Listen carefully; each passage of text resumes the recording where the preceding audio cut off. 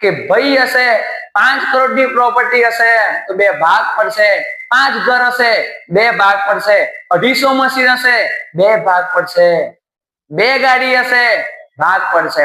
પણ જો ધોરણ 10 માં એક ભાઈના 90% આયા અને બીજાના 50% આયા ને તો આ ભાઈ તમને એવું નહીં કે બેટા ભાઈ તું આમાંથી 45% તું લઈ જા. ભાઈ નહીં, મગજ ચાલે છે? તમે સમજો છો ને? તો મહેનત કોના માટે કરવાની છે? આપણા માટે કરવાની છે, આપણા વાલી માટે કરવાની છે.